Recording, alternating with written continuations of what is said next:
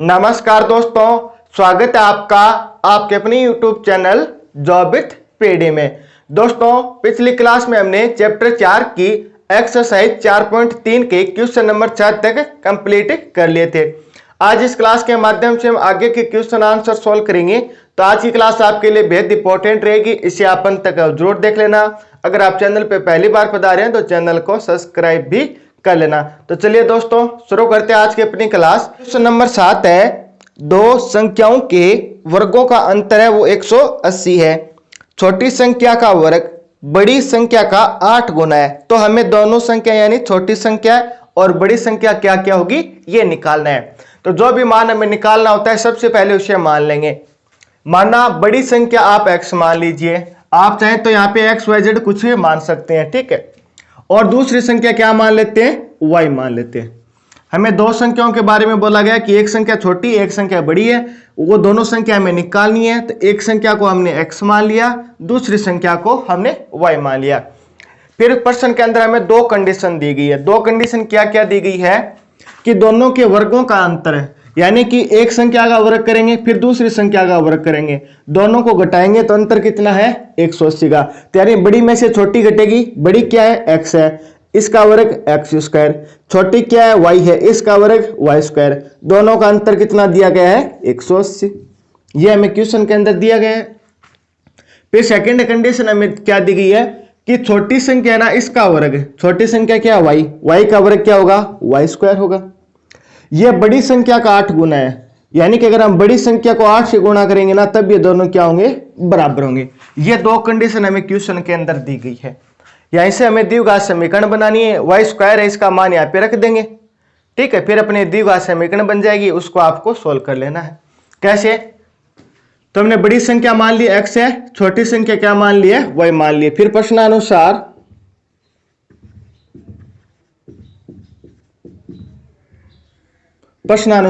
प्रश्न के अंदर क्या दिया गया है कि बड़ी संख्या का और छोटी संख्या का दोनों का वर्ग है, इनका अंतर कितना है 180, ठीक है। ये मैंने आपको यहाँ पे समझा दिया। तो यानी इन दोनों के वर्गों का अंतर कितना हो गया 180।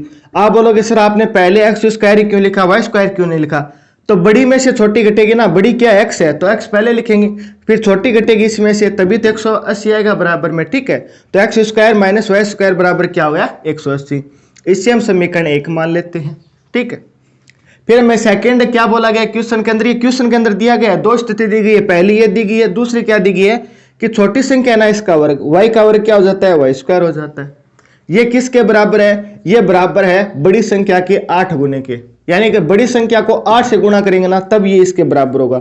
बड़ी संख्या के 8 गुना, बड़ी को क्या है x है और 8 गुना यानी इसको 8 से गुणा कर देंगे तब ये किसके बराबर होगा, y स्क्वायर के बराबर होगा। ये समीकरण 2 है। अब हम क्या करेंगे, समीकरण 2 से y स्क्वायर का मान समीकरण 1 में रख देंगे।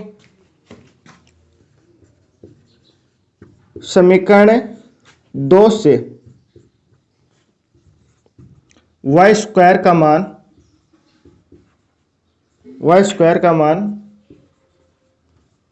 समीकरण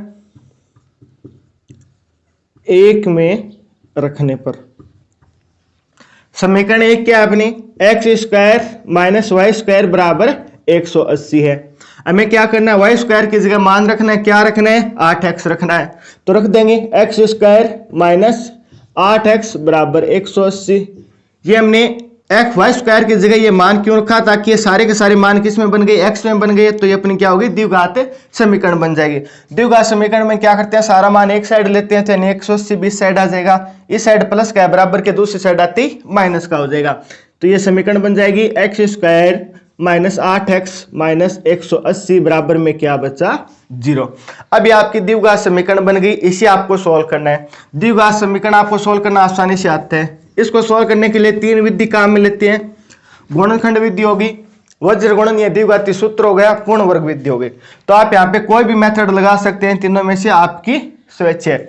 लेकिन मैं यहाँ पे गुणनखंड विधि से आपको बताऊंगा। क्यों बताऊंगा, क्योंकि गुणनखंड विधि के अंदर हम क्या करते हैं कि ये जो बीच वाला पद है ना, इसके ऐसे 2 टुकड़े करते हैं। जोड़ने या घटाने पे तो बीच वाला पद आए और गुणा करने पे दोनों साइड वाले पद आने चाहिए। बीच वाला पद क्या है माइनस 8x है और दोनों साइड वाले पद क्या है 180 गुणा x स्क्वायर है, ठीक है।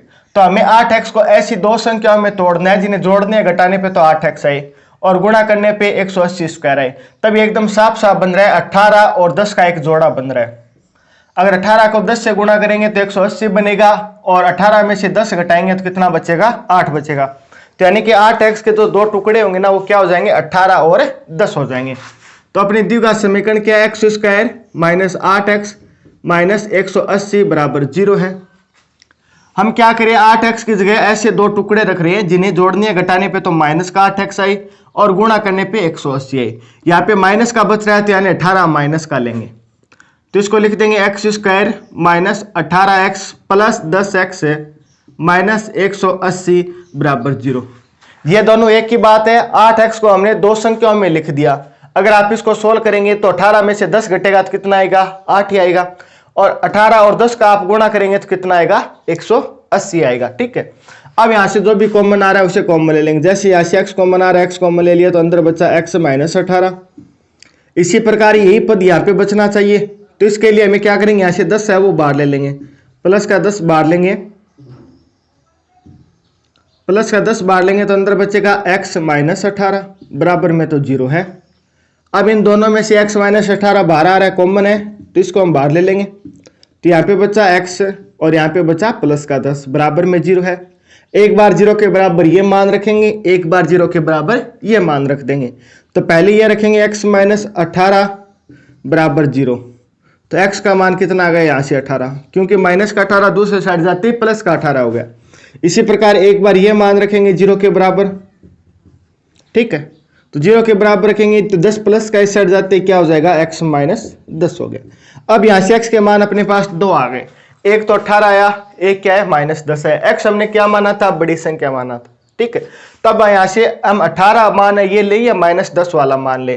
तो आप देख लीजिए, एक बार ट्राई करिए कि अगर हम 18 ये माइनस 10 लेते हैं, ठीक है माइनस 10 लेते हैं, x का मान हम यहाँ पे समीकरण में रखे तो 10 का गुणा 8 से होगा तो माइनस 80 हो गया और वाई स्क्वायर बराबर माइनस 80। अगर किसी भी संख्या का अगर हम वर्ग करें तो क्या माइनस का मान आएगा, क्या कभी भी माइनस का मान नहीं आएगा। कैसे, अगर 2 का वर्ग है, 2 का वर्ग करते हैं तो कितना होता है, 4 होता है, एकदम सिंपल है। अगर माइनस 2 का वर्ग करेंगे तब भी कितना होगा, 4 होगा। अगर आप माइनस 5 का वर्ग करेंगे ना तब भी कितना होगा, प्लस का 25 होगा। यानी किसी भी संख्या का वर्ग करने पे कभी भी माइनस नहीं आएगा। लेकिन यहाँ पे इस संख्या का वर्ग बराबर क्या आ रहा है, अगर हम माइनस का 10 लिखें तो माइनस का 80 आ रहा है, जो कि क्या होगा, असंभव मान है। यानी कि माइनस का 80 तो किसी संख्या का वर्ग हो ही नहीं सकता। तो यानी कि x का मान है 10 नहीं होगा। अगर x का मान 10 नहीं होगा तो क्या होगा, x का मान है 18 होगा। 10 क्यों नहीं होगा, मैंने आपको बता दिया। ठीक है, तो x का मान क्या हो जाएगा, 18 हो जाएगा। यानी बड़ी संख्या वो क्या है, 18 आ गई। अब छोटी संख्या कैसे निकालें, x का मान 18 चाहे तो आप समीकरण 1 में रख दो, चाहे आप समीकरण 2 में रख दो। तो हम समीकरण 2 में रख रहे हैं। x का मान समीकरण 2 में रखने पर, समीकरण 2 क्या है, वाई स्क्वायर बराबर 8x है। x की जगह हम 18 रखेंगे तो यानी 8 गुणा 18 हो गया।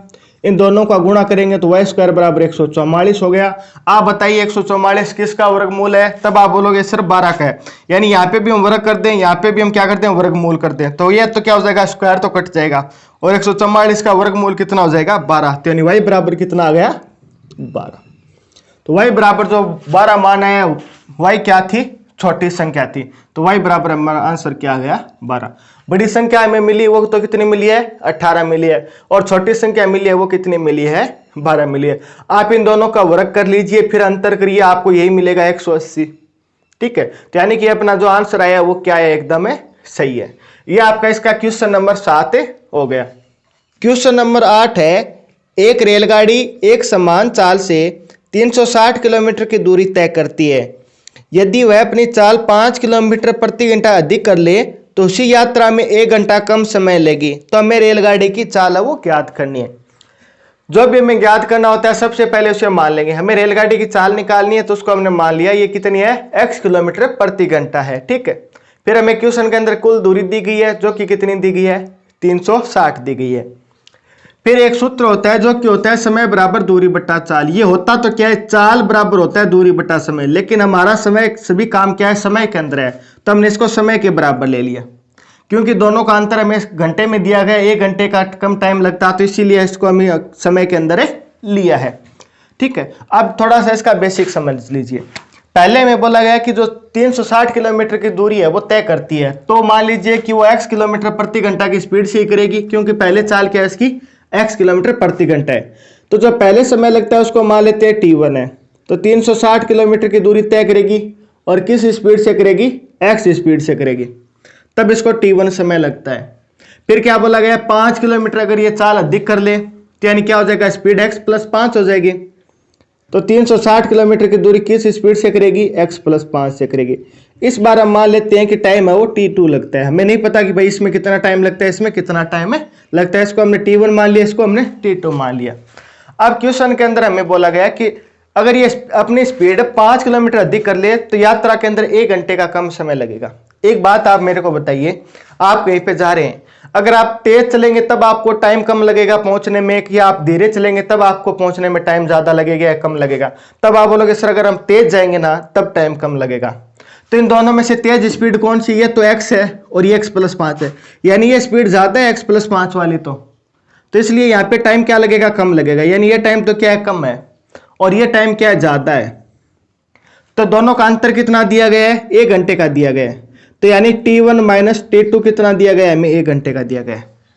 अगर वो इस स्पीड से जाती और इस स्पीड से जाती, इन दोनों का अंतर कितना, 1 घंटे का, ये क्वेश्चन के अंदर हमें बोला गया है। तो आप बोलोगे सर आपने t1 माइनस t2 क्यों किया? अभी तो मैंने बताया कि अगर स्पीड ज्यादा होगी तो टाइम कम लगेगा, अगर स्पीड कम होगी तो टाइम ज्यादा लगेगा, और ज्यादा में से कम वाला ये तो घटता है हमेशा, तो ये ज्यादा है और ये कम है, तो हमने क्या किया, ज्यादा में से कम वाले को घटा दिया। ठीक है, तो t1 माइनस t2 बराबर 1 हो गया। अब t1 का मान ये रख लेंगे, t2 का मान ये रख लेंगे और क्वेश्चन को सोल्व कर लेंगे। किस प्रकार करना आपको फिर काम, ये मैं आपको बता देता हूं कि रेलगाड़ी की चाल हमने x मान ली, फिर दूरी 360 क्वेश्चन के अंदर में दिया गया है। एक फॉर्मूला होता है दूरी बट्टा चाल का, ठीक है, समय बराबर होता है दूरी बट्टा चाल। तो प्रश्नानुसार प्रश्न के अंदर हमें क्या बोला गया है कि जो पहले दूरी तय करती है ना, अगर उसमें 5 की स्पीड बढ़ा दे तो टाइम है वो 1 घंटा कम लगेगा। तो पहले दूरी कितनी है, 360 ही है, और स्पीड कितनी है, x है, तो दूरी 360 है, स्पीड यानी चाल कितनी है, x है। अब इसको समय कितना लगेगा हमें नहीं पता, तो हमने मान लिया t1 लगता है, जितना भी समय लगेगा x का मान आएगा, x का भाग दे देंगे उतना समय लगेगा, ये क्या होगा आपका t1 हो गया। फिर बोला गया कि यदि स्पीड 5 किलोमीटर ज्यादा होती, यदि चाल 5 किलोमीटर प्रति घंटा अधिक होती तो नई चाल क्या हो जाएगी, पहले वाली में 5 जोड़ देंगे और चाल यहां पे रख देंगे, समय बराबर समय यहां पे हम t2 मान लेते हैं। ठीक है, दूरी तो 360 की 60 है और नई चाल अपने पास कितनी आ गई, x प्लस 5 आ गई। अब प्रश्न के अंदर हमें क्या बोला गया कि दोनों का अंतर कितना है, 1 घंटे, ये मैंने आपको बता दिया अंतर कैसे आया, 1 घंटे। ठीक है, अब इन दोनों का अंतर कितना है, 1 घंटा है, यानी t1 माइनस t2 बराबर 1 घंटा है। t1 का मान कितना है, 360 है, बट्टा x, t2 का मान कितना है, 360 x प्लस 5 बराबर क्या हो जाएगा, 1। अब इसको आप आसानी से सोल्व कर सकते हैं, कैसे, पहले इन दोनों का एलसीएम ले लीजिए, जो जोड़ जाएगा तो जुड़ जाएगा, जो घटेगा उसको मान को हम क्या कर देंगे, घटा देंगे। तो इसका और इसका एलसीएम ले लेंगे तो ये कितना आ जाएगा, x प्लस 5 आ जाएगा, क्योंकि दोनों में कुछ भी कॉमन नहीं है। और तो यहाँ पे क्या x है, तो यानी x से x तो कट जाएगा, तो इसका गुणा क्या होगा, 360 का गुणा होगा x प्लस 5 से, तो 360 x प्लस 5, माइनस का सिंबल बीच में माइनस लगा दिया। अब यहाँ पे x प्लस 5 है, यहाँ पे भी x प्लस 5 है, यानी x प्लस 5 है तो x प्लस 5 कट जाएगा, तो 360 का x से गुणा होगा, तो यानी 360x बराबर में 1 दिया गया। इसको ऊपर वाले को सोल्व करते हैं तो ये 360 का गुणा इन दोनों से होगा, तो 360x हो जाएगा, प्लस 360 गुणा 5 हो जाएगा, और माइनस 360x हो गया। नीचे वाले को सोल्व करेंगे तो x का गुणा आएगा, इससे होगा तो x स्क्वायर प्लस 5x बराबर में कितना है, 1 है। अब 360 से 360x कट गया, इसका गुणा करेंगे 360 का गुणा 5 से करेंगे तो ऊपर तो बचा 1800। ठीक है, ये x प्लस 5 है, इसके नीचे भी 1 के पॉइंट में 1 मान सकते हैं, यानी 1 का गुणा इससे होगा तो यानी 1800 होगा तो कोई फर्क नहीं पड़ेगा, 1818 आ जाएगा। और इस मान का गुणा 1 से होगा तो कोई फर्क नहीं पड़ेगा, तो यानी ये मान आ जाएगा, तो ये मान क्या हो जाएगा, ऊपर चला जाएगा, तो x प्लस 5x हो गया। द्विघात समीकरण के अंदर सारा मान एक साइड लिखते हैं, यानी ये मान इस साइड ले आएंगे तो ये माइनस का बन जाएगा, और इस साइड तो ये प्लस का 1800 है ही है, बराबर में क्या हो गया, 0 हो गया। ठीक, ये क्या है, बराबर की इस साइड है तो हमने क्या किया, दूसरी साइड ले आए, तो प्लस की वैल्यू क्या हो जाती है, माइनस की हो जाती है। 18 इस साइड है तो हमने इस साइड ही रखा है, बराबर में क्या हो गया, 0 हो गया। अब इस जो एक्स स्क्वायर का मान है वो माइनस का नहीं होना चाहिए, तो यानी पूरी समीकरण को माइनस से गुणा करेंगे तो हो जाएगा एक्स स्क्वायर, ये प्लस का 5x हो गया, ये प्लस वाला माइनस हो जाएगा, बराबर में कितना है, 0 है। अभी अपने पास द्विघात समीकरण बन गई। अब आपके पास द्विघात समीकरण को सोल्व करने के लिए 3 ऑप्शन होते हैं, गुणनखंड विधि से भी कर सकते हैं, द्विघाती सूत्र से कर सकते हैं, पूर्ण वर्ग बनाने की विधि से कर सकते हैं। तो हम इसको द्विघाती सूत्र से करते हैं। द्विघाती सूत्र के अंदर हमें क्या होना चाहिए, द्विघाती सूत्र क्या है, x बराबर होता है minus B plus minus root B square minus 4ac बट्टा में क्या होता है, 2a होता है। अब आप बोलोगे सर ए बी सी क्या होता है, ए तो होता है एक्स स्क्वायर का गुणांक जो कि यहाँ पे कितना है, 1 है, बी के एक्स का गुणांक जो कि क्या है, 5 है, और सी अचर पद है जो कि कितना है यहाँ पे माइनस का 1800 है। अब आपको सिर्फ और सिर्फ ये वैल्यू इसके अंदर रखनी है और आपका मान आ जाएगा। तो मैं यहां से इतना ये रफ कर रहा हूं, और तो एक्स बराबर क्या हो जाएगा, सबसे पहले आपको b की वैल्यू रखनी है, माइनस का माइनस b की वैल्यू 5 है, फिर plus minus root b square यानी 5 का स्क्वायर कितना हो जाएगा, 25, फिर प्लस माइनस, ये माइनस ही है अंदर, ठीक है, बाय मिस्टेक प्लस माइनस लिखा गया, फिर 4 गुणा a का मान 1 है और c का मान कितना हो जाएगा, माइनस का 1800 है, और अपॉन में 2a यानी 2 का गुणा 1 से करेंगे तो 2 आ जाएगा, 2a है, a की जगह 1 रखेंगे, 1 का गुणा 2 से होगा तो क्या आ गया, 2 आ गया। इसको सॉल्व कर लेंगे, माइनस 5 का 5 रहेगा, प्लस माइनस रूट, ये 25 है, ये 18, ये देखो 1800 माइनस का, ये 4 भी माइनस का है, तो माइनस का गुणा माइनस से होगा तो 25 का 25 ऐसे माइनस माइनस प्लस हो गया, 4 का गुणा 18 से करेंगे तो कितना हो जाएगा, 72 होगा, 18 चौक कितना होता है, 72 होता है, और आगे 20 लिख दिया, और नीचे में क्या दिया गया, 2 दिया गया। अब यहाँ पे इसको सोल्व करेंगे तो x बराबर, ये तो बाहर है माइनस का 5, अंदर प्लस माइनस, ये कितना हो जाएगा, 7225 हो जाएगा, दोनों को जोड़ लेंगे, और नीचे में क्या दिया गया, 2 का 2 दिया गया, वो लिख दिया। अब आपको पता होना चाहिए कि 7225 है ना, इसका वर्गमूल कितना होता है। तो दोस्तों एक बात आप हमेशा ध्यान रख लीजिए, रूट के अंदर अगर 25 है ना, इसका वर्ग तो हमेशा क्या होगा, 5 होगा, यानी 25 का काम तो हो गया। अब बचा क्या, 72, ठीक है। तो ये सिर्फ और सिर्फ ये फॉर्मेट में आपको बता रहा हूं ना, जो जिसके लास्ट टाइम 25 होता है वहीं पे भी लागू होगा। तब आपको 72 के ऐसे 2 टुकड़े करने हैं जो दोनों संख्या पास पास में हो। पास पास में कैसे, जैसे अगर आप 8 का पहाड़ा बोलेंगे तो कितनी बार बोलने पे 72 आएगा, 8 गुणा 9 यानी 8 नम कितना होता है, 72 होता है। अगर आप 9 का पहाड़ा बोलेंगे तो 8 बार बोलने पे 9 8 72 होता है, यानी दोनों संख्या पास पास में है ना, तो हमें क्या करना होता है, इसमें से छोटी संख्या लेनी होती है। तो छोटी संख्या क्या है, 8, 8 ले लेंगे, तो यानी कि इसका जो वर्गमूल होगा ना वो कितना हो जाएगा, 5, तो 25 का तो 5 हो गया, और 72 का छोटी संख्या लेनी है तो गुणा करने वाले पे तो 8 ले लेंगे, तो यानी इसका वर्ग कितना हो गया, 85 हो गया। इसी प्रकार मान लीजिए कि अगर आपको 625 का निकालना है, इसमें भी लास्ट में 25 है, तो 25 का तो क्या होता है, 5 होता है। 6 के ऐसे टुकड़े करने जो दोनों संख्या पास पास में हो, तो यानी 2 गुणा 3, छोटी संख्या लेनी है 2, वर्ग कितना हो गया, 25 हो गया, ठीक है। इसका वर्गमूल कितना आ गया, 25। समझ में आ गया होगा आपको कैसे निकालना है, इमरजेंसी के अंदर आपको काम आएगा। तो यानी 7225 को हम क्या लिखेंगे, 85 लिखेंगे, तो हो जाएगा माइनस प्लस माइनस है, ये कितना हो गया, 85 हो गया, वर्ग से बाहर आ गया, और नीचे में क्या दिया गया, 2 दिया गया। एक तो ये मान है प्लस का ले लेंगे, एक बार माइनस का ले लेंगे, तो x बराबर है -5, एक बार प्लस का लेंगे 85/2, यानी कि 80 बचेगा, 5 घटेगा तो 80 बचेगा बट्टा 2, यानी कितना मान आ गया, 40 आ गया। इसी प्रकार एक बार माइनस का ले लेते हैं तो 80 बराबर -5 -85/2, तो यानी -90/2 -45 आ गया। एक बार तो मान 45 है, माइनस का एक बार क्या है प्लस का 40 है। आप बताइए कौन सा मान ले x का, तब आप बोलोगे सर कॉमन सेंस वाली बात है 40 लेंगे। मैं पूछूं कैसे कि सर ट्रेन की स्पीड कभी भी माइनस में तो होगी नहीं। x हमने क्या माना, रेलगाड़ी की चाल ही तो माना, ट्रेन की स्पीड ही तो है, तो यानी जो कि तो कभी माइनस में हो ही नहीं सकती। तो क्या बचा 40 बचा, तो यानी रेलगाड़ी की चाल कितनी हो जाएगी 40 किलोमीटर प्रति घंटा। यही आपका क्या हो गया आंसर हो गया। आपको एकदम अच्छे से समझ में आ गया होगा। तो ये आपका क्वेश्चन नंबर 8 हो गया। क्वेश्चन नंबर 9 है, दो पानी के नल एक साथ एक ओज को 9 से 3/8 घंटे में भर सकते हैं। बड़े व्यास वाला जो नल है वो होज को भरने में कम व्यास वाले नल से 10 घंटे कम समय लेता है। प्रत्येक द्वारा अलग अलग होज को भरने में लिया गया समय वो हमें ज्ञात करना है। यानी जो छोटा नल है वो कितने टाइम में भरेगा और बड़ा नल है वो कितने टाइम में भरेगा, ये हमें पता करना है। जो भी हमें निकालना होता है सबसे पहले उसको मान लेते हैं। हम क्या करेंगे, माना कम व्यास वाले नल द्वारा होज को भरने में लिया गया समय क्या है x है। तब आप बोलोगे सर यहाँ पे आपने कम व्यास वाला क्यों लिया, ज्यादा व्यास वाले नल भी ले सकते हैं।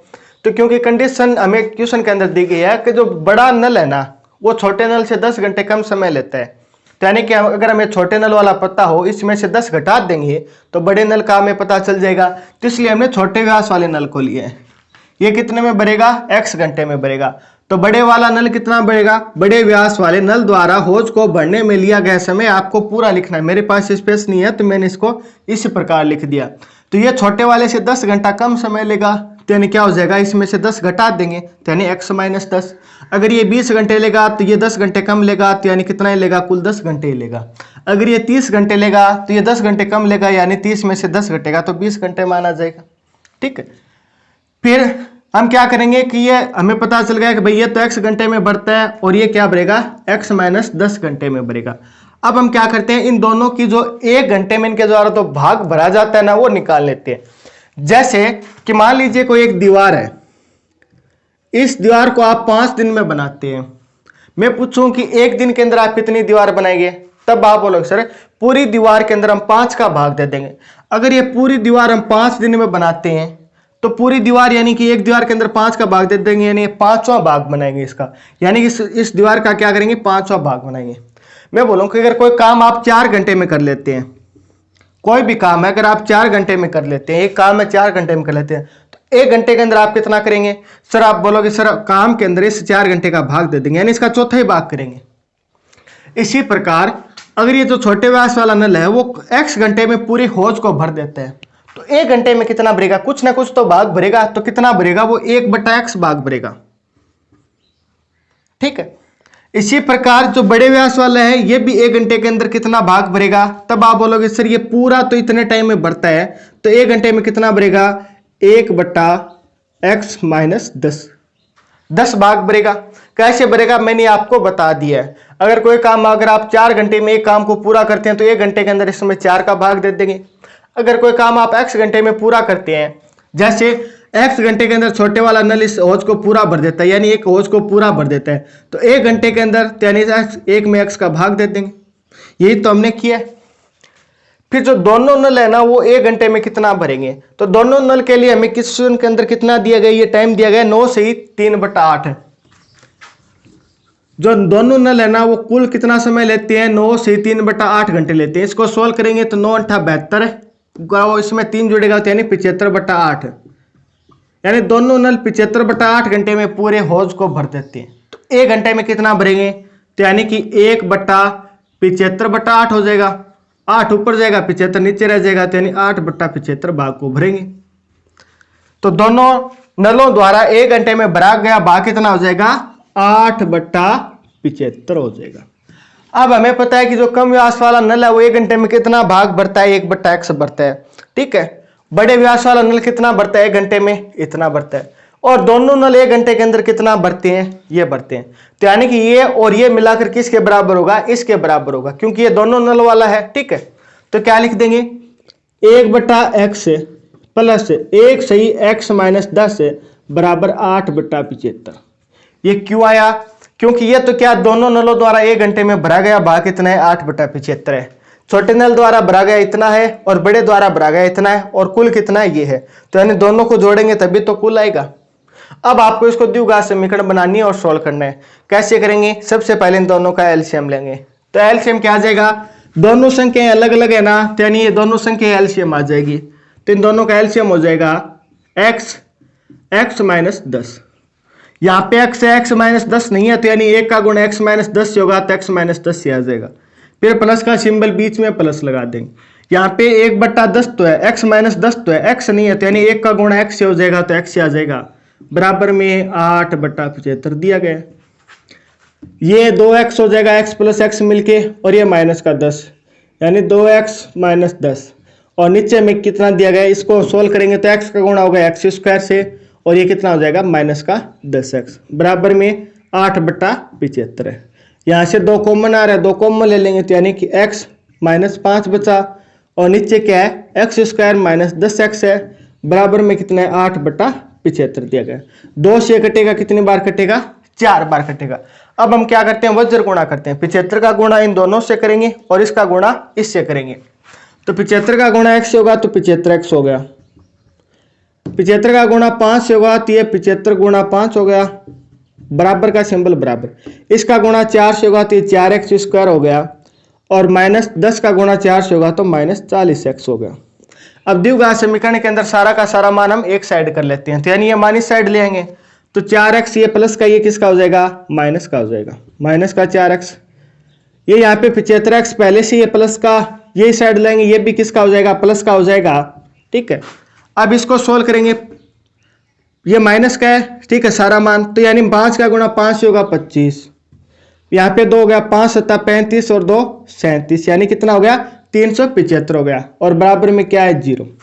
हमने कुछ नहीं किया है, इसको क्या किया? सोल्व किया वज्र गुणा से। 75 का गुणा इन दोनों से होगा, इसका गुणा इस दोनों से होगा। अब ये जो मान है इसको एक साइड ले, क्योंकि द्विघात समीकरण के अंदर सारा मान हम एक साइड लिखते हैं। ठीक है, तो ये तो क्या माइनस का 4x स्क्वायर है, ये दोनों जुड़ गया तो कितना हो जाएगा? 115x हो गया, और ये कितना है? माइनस का 375 है, बराबर में 0 है। ये मान हमें माइनस में नहीं रखना होता है, तो यानी पूरी समीकरण को माइनस से गुणा करेंगे तो ये माइनस वाला तो प्लस हो गया, प्लस वाला माइनस हो गया, और ये क्या हो जाएगा? प्लस का हो जाएगा, बराबर 0। अभी आपके पास द्विघात समीकरण बन गई। इसको सोल्व करने के लिए आपके पास 3 ऑप्शन होते हैं, किसी भी विधि से आप सोल्व कर सकते हैं, लेकिन मैं यहाँ पे गुणनखंड विधि का यूज करूंगा। क्यों करूंगा? अगर आप 4 का गुणा इस 375 से करते हैं, एक बार आप करके देख लीजिए, 375 का अगर आप 4 से गुणा करते हैं तो 5 चौक 20, 7 चौक 28 और 30 का 0 हाथ पे लगा 3, और 4 का गुणा 12 और 3 15, तो यानी कितना आ गया? 1500 आ गया। यानी दोनों साइड वालों को गुणा करेंगे तब तो कितना आएगा? 15 आएगा, और बीच में कितना है? माइनस 115x है। अब आपको 115x को इस दो संख्याओं में तोड़ना है, जिन्हें जोड़ने या घटाने पे तो 115 आना चाहिए, गुणा करने पे 1500 आना चाहिए। एकदम सिंपल है, देखते 100 का गुणा अगर 15 से करें तो 1500 आता है, और 100 में 15 जोड़ देंगे तो कितना आएगा? 115 आएगा। सिंपल है ना, इसीलिए हमने इसको गुणनखंड विधि से सोल्व किया। तो 115 को हम क्या लिख सकते हैं? 4x स्क्वायर, ये कितना हो जाएगा? 100x से और माइनस 15x से प्लस से 375,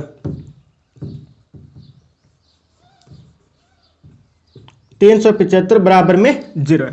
अब यहां से 4x कॉमन आ रहा है, कॉमन ले लिया तो यहाँ पे बचा x, ये बचेगा 25, x से 12 आ गया, 4 का भाग 100 में देंगे 25 बार जाएगा, यही मान यहाँ पे बचना चाहिए, तो इसलिए यहाँ से हम क्या करते हैं? 15 कॉमन लेते हैं, तो अंदर बचेगा x माइनस 25 बराबर में 0।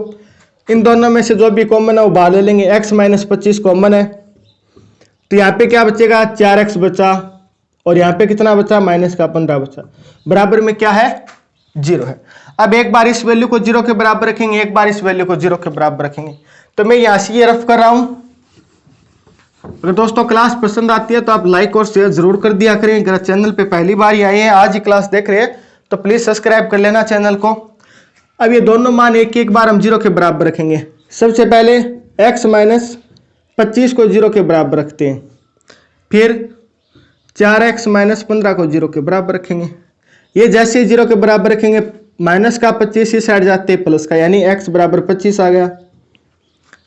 ये मान इस साइड जाते प्लस का हो जाएगा, 4x बराबर 15। x का मान निकालेंगे तो यानी 15 के भाग में 4 चला जाएगा, तो भाग कितनी बार जाएगा इसमें? 3 से 3/4, तो ये x बराबर हमने क्या माना था, x बराबर कम व्यास वाले नल द्वारा होज को भरने में लिया गया समय। ये किस में था, घंटे में था, ठीक है, और ये भी किस में है, घंटे में है। अगर इसमें से हमें ये ले या ये ले, हमें कैसे पता चलेगा, देखो जो जितना भी टाइम बड़े छोटे व्यास वाला लेते हैं, बड़े व्यास वाला से 10 घंटे कम लेते हैं। अगर ये समय हम ले, ये आपका कितना होगा, लगभग 3.25 घंटे होगा।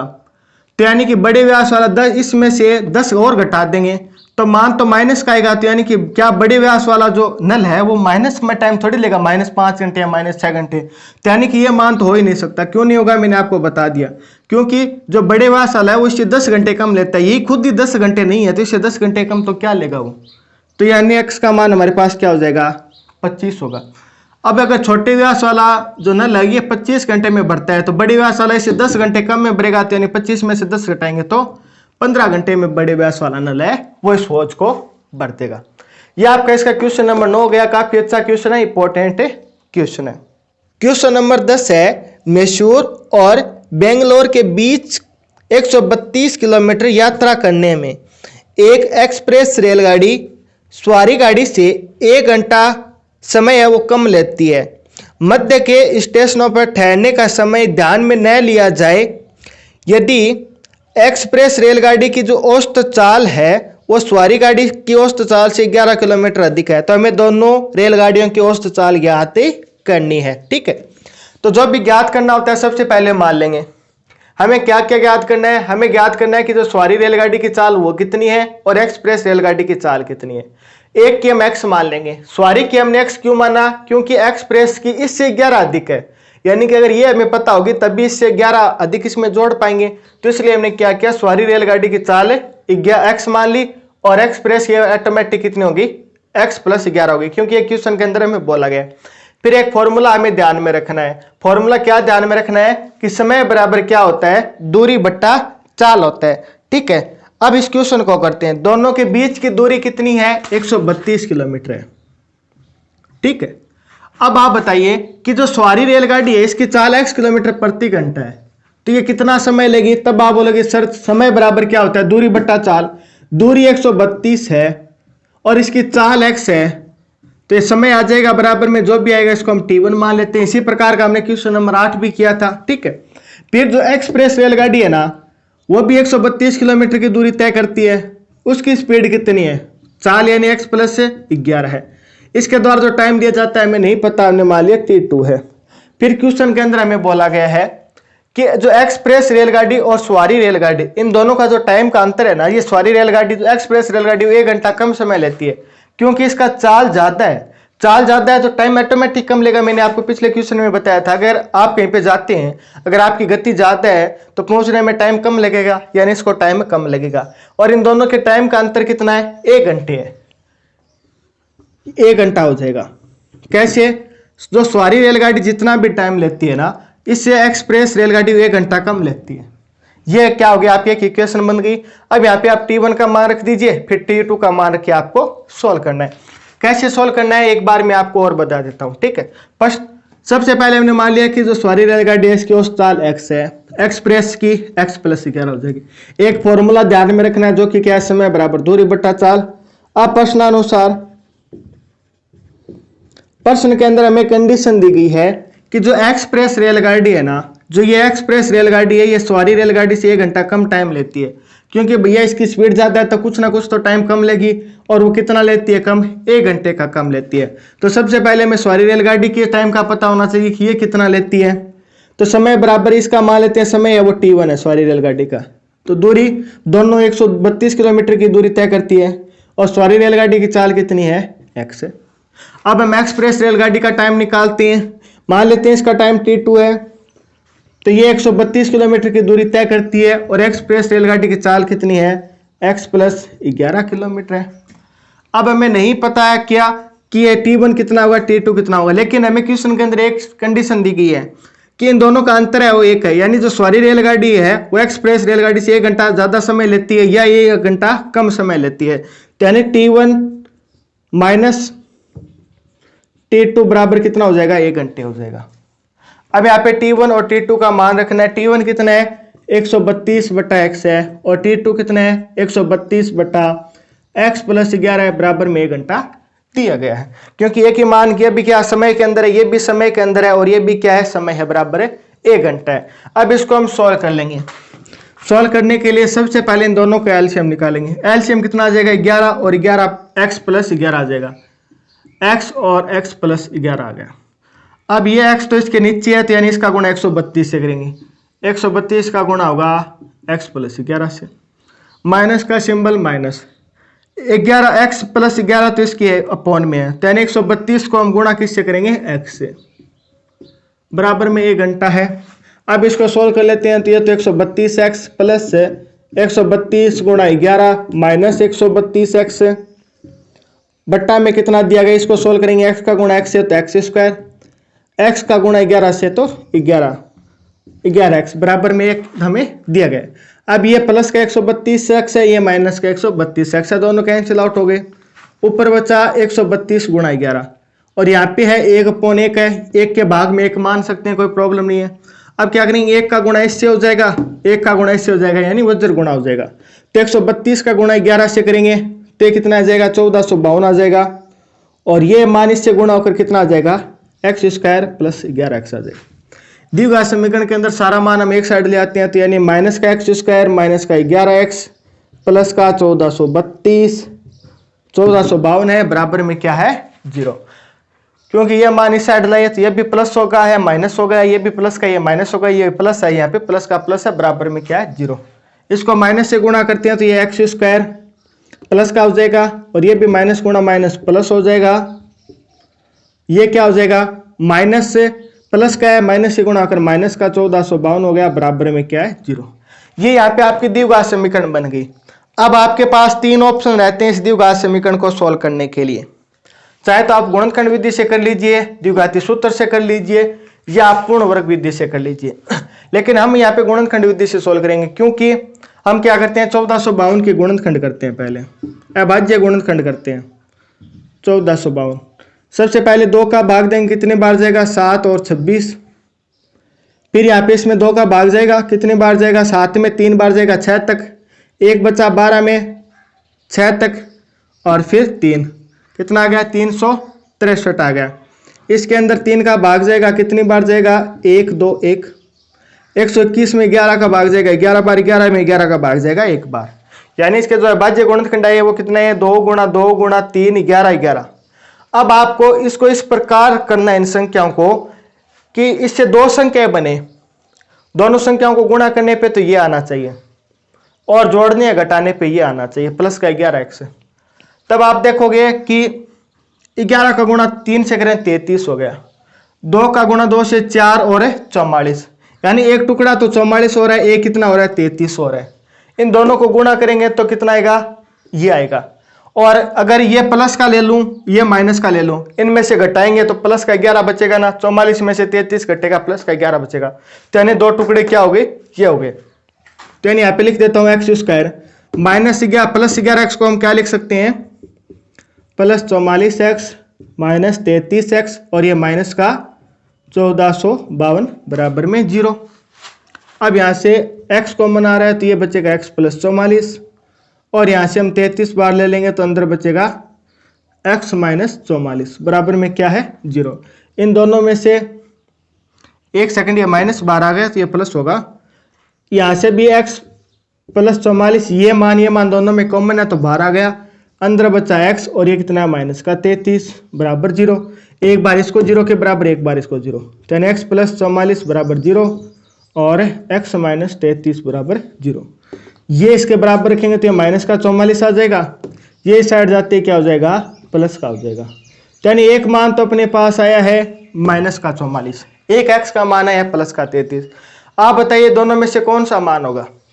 तब आप बोलोगे सर हमने x क्या माना है, सवारी रेलगाड़ी की चाल मानी है, तो रेलगाड़ी की चाल कभी माइनस में तो होगी नहीं, प्लस में होगी, चाहे 1 हो चाहे 2 हो कितनी भी हो, जब भी चलेगी रेलगाड़ी की चाल तो प्लस में होगी, तो यानी कितनी होगी 33 किलोमीटर होगी, तो x का मान हम 33 लेंगे तो सवारी रेलगाड़ी की चाल कितनी होगी 33 होगी।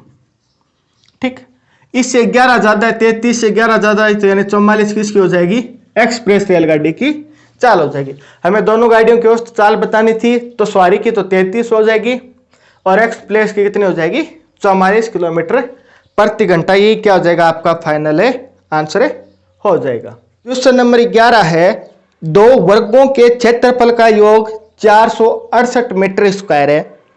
यदि इनके परिमाप है, इनका अंतर 24 मीटर है, तो दोनों वर्ग की भुजाई क्या होगी ये हमें बताना है। देखो दोनों वर्ग का परिमाप का अंतर हमें दिया गया, परिमाप का अंतर है तो यानी एक वर्ग छोटा है एक वर्ग बड़ा है, ये तो कन्फर्म हो गया। तो जो भी बड़ा वर्ग है उसको तो इसकी भुजा तो हम x मान लेंगे और जो छोटा वर्ग है इसकी भुजा y मान लेंगे। अब हमें बोला गया कि इनके जो क्षेत्रफल है ना, इनका योग 468 है। तो आप बताइए कि वर्ग के क्षेत्रफल का आपको सूत्र आता है, तब आप बोलोगे सर आता है कैसे, कि वर्ग का क्षेत्रफल क्या होता है भुजा स्क्वायर। तो इसकी भुजा x है तो इसका क्षेत्रफल क्या हो जाएगा भुजा स्क्वायर यानी एक्स स्क्वायर। वर्ग का क्षेत्रफल भुजा स्क्वायर होता है तो छोटे वर्ग की भुजा y है तो भुजा की स्क्वायर यानी y स्क्वायर। फिर प्रश्न के अंदर में बोला गया है कि दोनों वर्गों का क्षेत्रफल है ना, ये कितना है 468 है।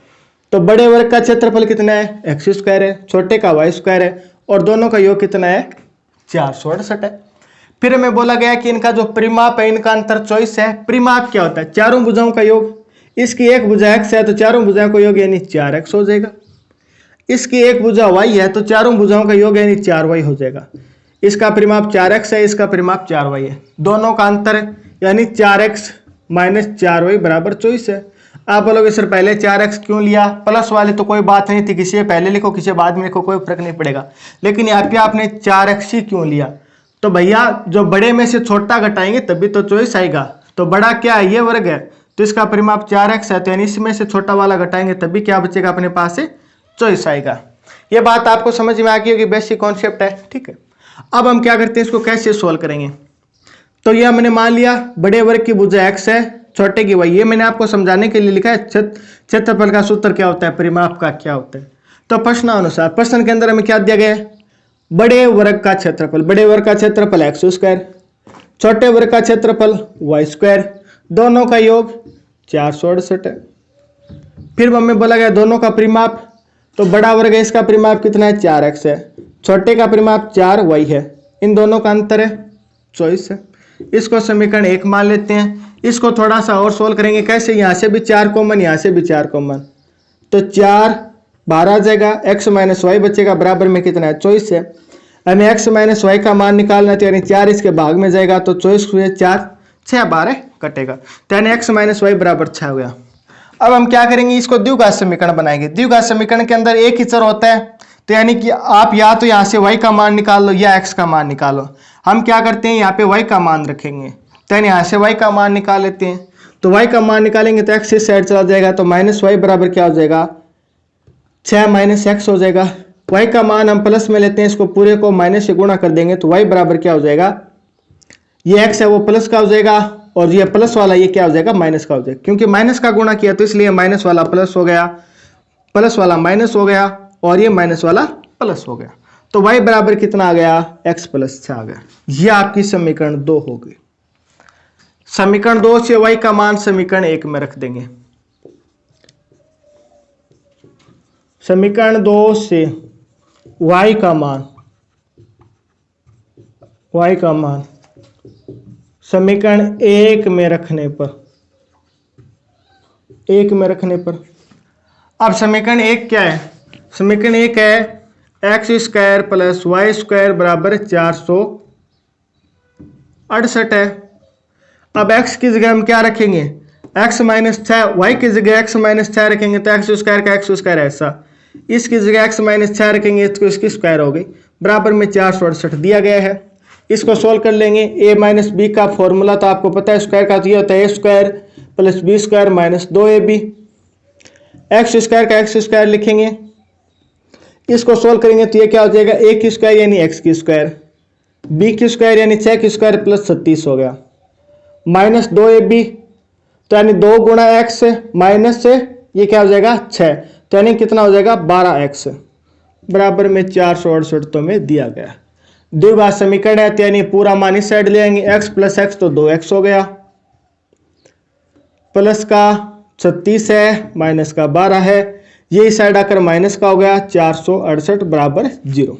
ये माइनस का ये प्लस का, दोनों घटेगा तो माइनस का बचेगा 432। तो इसको लिख देंगे 2x² माइनस 12x माइनस 432 बराबर 0।